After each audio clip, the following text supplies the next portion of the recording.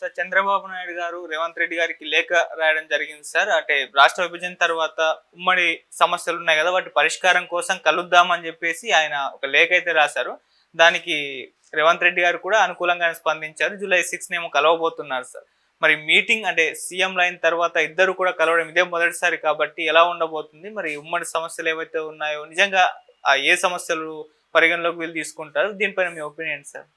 అంటే బహిరంగంగా కలవటం ఇది మొదటిసారి అనిపిస్తోంది, కానీ కలిసి ఎన్నికల వ్యూహరచన చేశారు అనేది గతంలో ఒక వార్త సర్క్యులేషన్లో ఉంది. ఏది ఏమైనప్పటికీ తెలంగాణలో కాంగ్రెస్ గెలుపుకి చంద్రబాబు నాయుడు గారు అందించినటువంటి సహకారం, అలాగే ఆంధ్రప్రదేశ్లో కూటమి గెలుపుకి కాంగ్రెస్ పార్టీని ఆయన వినియోగించుకున్న పద్ధతి, ఇదంతా చూస్తే ఆయన భారతీయ జనతా పార్టీతో స్నేహం చేస్తూనే కాంగ్రెస్ పార్టీతో కూడా తన సాన్నిహిత్యాన్ని కొనసాగించడం కనిపిస్తుంది. చంద్రబాబు నాయుడు గారి రాజకీయ చాణక్యం ఈ మధ్యకాలంలో చాలా ప్రస్ఫుటంగా కనిపిస్తోంది. అందులో భాగంగానే ఆయన ఒక్కడే కాదు, రేవంత్ రెడ్డి గారు కూడా ఇద్దరూ చాలా విస్తృతంగా జనంలో కనిపిస్తున్నారు. ముఖ్యమంత్రులు అయిన తర్వాత, రేవంత్ రెడ్డి ముఖ్యమంత్రి అయిన తర్వాత చాలామంది నాయకులు ఇళ్ళకి ఆయన స్వయంగా వెళ్ళటం, వెళ్ళి వాళ్ళతో మాట్లాడి బయటకు వచ్చి మీడియాతో మాట్లాడటం, ఏమాత్రము ఎక్కడ ఎవరితోనైనా ఏ విషయమైనా మాట్లాడటానికి ఆయనేమి భేషజాలకు పోవడం లేదు. ఈ ధోరణి చంద్రబాబులో కూడా కనిపిస్తోంది. ఇప్పుడు ఆయన పింఛన్ల పంపిణీ కోసం ఒక లబ్ధిదారుడి ఇంటికి వెళ్ళి ఆ కుటుంబంతో అక్కడ కూర్చుని ఇంటరాక్ట్ అవ్వటం, వాళ్ళతో ఆయన జరిపినటువంటి సంభాషణలు, తర్వాత ఆయన వేదిక మీదకి ఎక్కి మాట్లాడినటువంటి విశేషాలు, అంటే గడిచిన ఎన్నికలకి ముందు తెలంగాణలోను ఆంధ్రాలోను ముఖ్యమంత్రులుగా ఉన్న వాళ్ళు అనుసరించిన పద్ధతులకి భిన్నంగా వెళ్ళే ప్రయత్నం చేస్తున్నారు వీళ్ళు. అంటే ఒక స్టడీ ఉంది వీళ్ళకి. వాళ్ళిద్దరూ కూడా, ఇక్కడ కేసీఆర్ కావచ్చు, అక్కడ జగన్మోహన్ రెడ్డి కావచ్చు, ఎవరికి యాక్సెస్ ఇవ్వలేదు. ప్రెస్ కాన్ఫరెన్సులు నిర్వహించినటువంటి ముఖ్యమంత్రులుగా వాళ్ళిద్దరూ రికార్డు కొట్టారు. ఏ విషయంలోనూ ఎవరి ముందుకు వాళ్ళు వచ్చి మాట్లాడలేదు, ఎవరిని తమని కలిసే అవకాశం ఇవ్వలేదు, ప్రజల్ని కలిసేటువంటి ప్రయత్నం తాము చేయలేదు. ఎన్నికలు వచ్చే వరకు ప్రజలు ఏమనుకుంటున్నారు అనేది వినాలని కూడా అనుకోలేదు.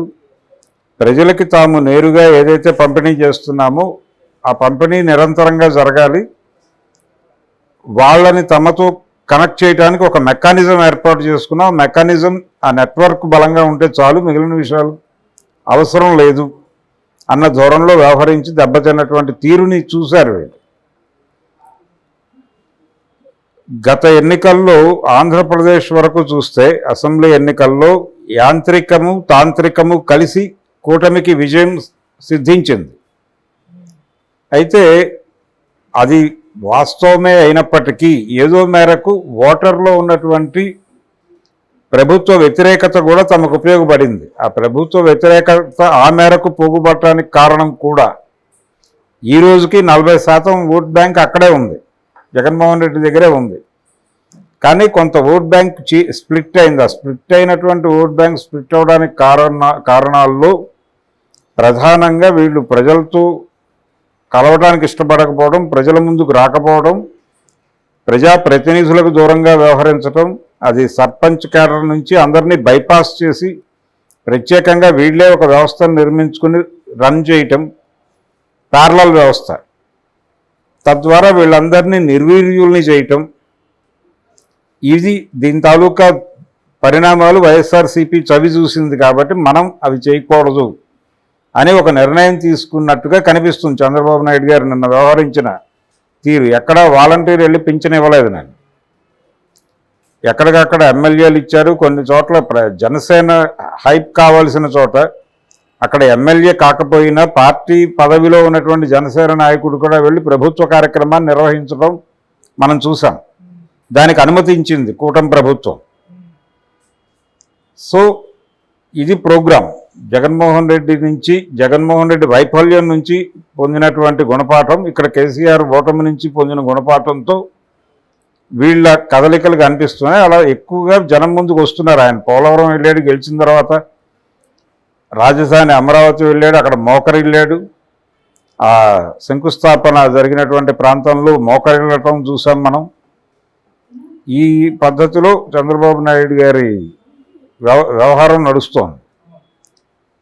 ఈ ప్రాసెస్లో వీళ్ళిద్దరినీ గురు శిష్యులు అని కూడా సంబోధిస్తున్నారు చాలామంది. గురు శిష్యులు కలుస్తున్నారు అనేది ఒక ప్రచారం జరుగుతోంది, కానీ గురు శిష్యులు అనుకోనక్కర్లేదు. మేమిద్దరం ముఖ్యమంత్రుల స్థాయిలోనే కలుస్తున్నాం. టీడీపీ కంటే ముందు తనకు ఒక రాజకీయ జీవితం ఉంది, టీడీపీ కంటే ముందు చంద్రబాబుకు కూడా ఒక రాజకీయ జీవితం ఉంది. కాబట్టి ఆయన కాంగ్రెస్ మనిషే, ఆయన పార్టీలోకి ఈయన కొత్తగా వచ్చాడు రేవంత్ రెడ్డి.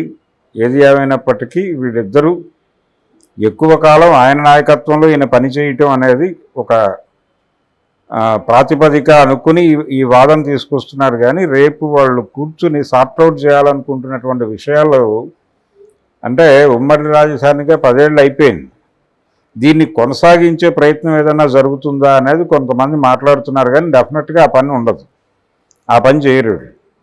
ఇది కాకుండా విభజనకు సంబంధించి ఇక్కడ ఆస్తుల పంపిణీ ఉంది. అంటే హైదరాబాదులో ఆంధ్ర వాటాకి వచ్చేటువంటి ఆస్తులు ఏమిటి, వాటిని ఎట్లా ట్రాన్స్ఫర్ చేయాలి, దాన్ని ఎలా వినియోగించాలి అనే విషయానికి సంబంధించి ఒక ఇదమిత్తమైనటువంటి నిర్ణయం తీసుకోవడం అనేది జరగలేదు. ఆ సమస్యను పరిష్కరించాలి, అది ప్రధానంగా చర్చిస్తారు.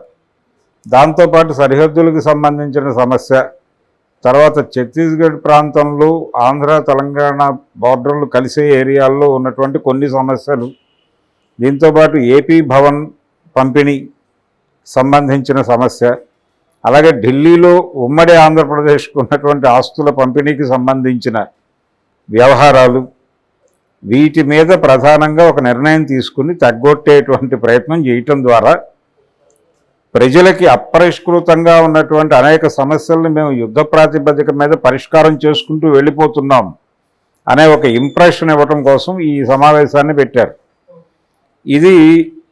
ఈ సమావేశం ద్వారా ఆంధ్రాలో ఉన్నటువంటి తెలంగాణ ప్రాంతవాసులకి, తెలంగాణలో ఉన్నటువంటి ఆంధ్ర ప్రాంతవాసులకి ఒక స్నేహబంధం ఏర్పాటు చేసే ఉద్దేశం కూడా ఉందని మాట్లాడుతున్నారు. కానీ ఆంధ్రాలో ఉన్న తెలంగాణ ప్రజలు అనేటువంటిది లేదు. ప్రధానంగా హైదరాబాద్ కేంద్రంగా ఉన్నటువంటి ఆంధ్ర ప్రజలు, వీళ్ళల్లో ఒక ఆనందం కలిగించటం, ఇది కూడా మన రాజ్యమే అనేటువంటి ఒక ఇంప్రెషన్ కలిగించటం అనేదే ఉద్దేశం.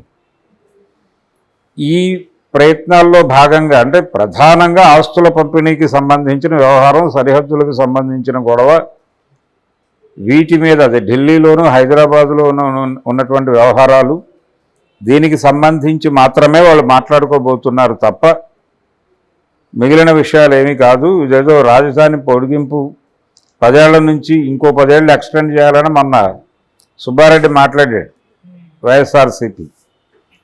అటువంటి నినాదాలు ముందుకు తీసుకొస్తే ఆయన అమరావతి ప్రాజెక్టు వెనక్కి వెళ్తుంది. అందుకని డెఫినెట్గా ఆ పని చేయడు.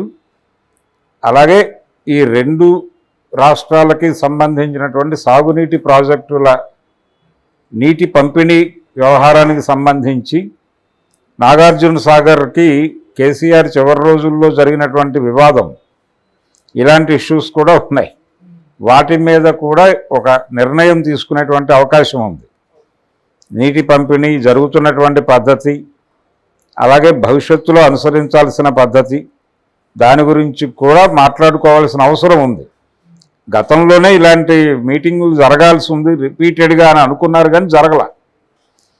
వారి ప్రజలతోనే వారు కలవడానికి ఇష్టపడినటువంటి ముఖ్యమంత్రులు తమలో తాము కలిసి ప్రజల సమస్యలు మాట్లాడుకుంటారని ఎవరూ అనుకోలేదు.